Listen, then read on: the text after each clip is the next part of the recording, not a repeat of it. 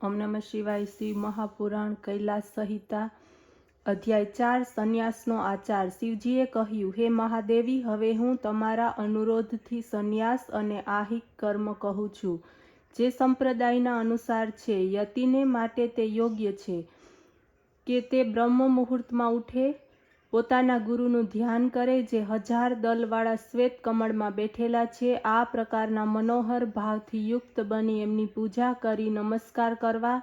અને એ પ્રમાણે કહ્યું કે હું પ્રાતઃથી સંધ્યાકાળ સુધી જે કંઈ કરું એમાં આપની જ પ્રેરણા રહેલી છે અને આપનું જ બળ છે। હે જગન્નાથ, અહીં આપની જ પૂજા છે। ગુરુને આ પ્રમાણે કહી જીતેન્દ્રિય થઈ આસન ઉપર બેસવું, પ્રાણાયામ કરવા અને મૂલાધારથી બ્રહ્મારંભ સુધીના 6 ચક્રોનું ધ્યાન કરવું, જેમાં કરોડો વીજળીના જેવું તેજ સમાયેલું છે।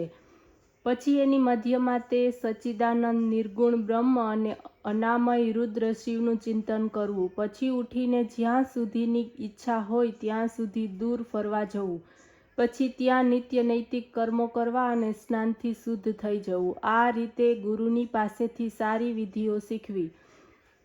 પદ્ધતિઓ જોઈને પંચાક્ષરીનું ઉચ્ચારણ કરતા પ્રાણાયામ કરવા અને ઓમકાર રૂપી ઈશ્વરનું ઘણી જ સાવધાની સાથે મનમાં ધ્યાન કરવું। 3 અર્ધ્ય આપવા, પછી 308 મંત્ર જપીને 12 વાર તર્પણ કરવું।